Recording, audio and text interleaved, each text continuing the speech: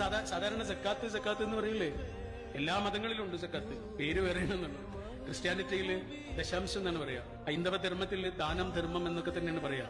ഇസ്ലാമില് സക്കാത്ത് എന്ന് പറയും. എന്താ കാര്യം എന്താണ്? നമുക്ക് പഠിച്ചോ തന്നെ എന്താണോ അതിന്ന് കുറച്ച് നമ്മുടേതല്ല. എന്റെ സമ്പത്ത് ഞാൻ അധ്വാനിച്ചുണ്ടാക്കിയെന്നായിരിക്കും, പക്ഷെ അതിൽ നിന്ന് ഒരംശം എന്റേതല്ല. ആ അംശം ഞാൻ മറ്റുള്ളവർക്ക് കൊടുത്തിട്ടില്ലെങ്കിൽ എന്റെ മുഴുവൻ സമ്പത്തും കേടുവരും. എന്നാൽ അതിൽ നിന്ന് ഒരംശം ഞാൻ മറ്റുള്ളവർക്ക് കൊടുത്താൽ അത് മാത്രമേ പോവുള്ളൂ. അത് കൊടുത്തിട്ടില്ലെങ്കിലോ ഇത് മൊത്തം എനിക്ക് നഷ്ടപ്പെടുകയാണ് ചെയ്യുന്നത്. അതാണ് സക്കാത്ത് എന്ന് പറയുന്നത്. ഒരു കക്കരി നമ്മൾ എടുത്തിട്ട് അതിനെ 10 കഷ്ണാക്കിയിട്ട് ആ 10 കഷ്ണത്തിൽ നിന്ന് ഒരു കഷ്ണം എടുത്തിട്ട് അതിനെ 4 കഷ്ണാക്കിയാല് ആ 4 കഷ്ണത്തിൽ നിന്ന് ഒരു കഷ്ണം എത്ര ചെറുതായിരിക്കും? അതാണ് 2.5% എന്ന് പറയുന്നത്. പഠിച്ചോൻ പറയാണ് അത് നിങ്ങളതല്ലോ, അത് നിങ്ങൾക്ക് ഹറാമാണ്. എന്റെ സമ്പത്തിൽ 2.5% എനിക്ക് ഹറാമാണ്, അത് മറ്റുള്ളവർക്കുള്ളതാണ്. അത് ഞാൻ കൊടുത്താൽ അത് മാത്രമേ പോവുള്ളൂ. അത് കൊടുത്തിട്ടില്ലെങ്കിലോ എന്റെ മുഴുവൻ സമ്പത്തും കേടുവരും. ചോദ്യം അതല്ല, ഇത് സമ്പത്തിന് മാത്രമേ ഉള്ളൂ എന്നുള്ളതാണ്.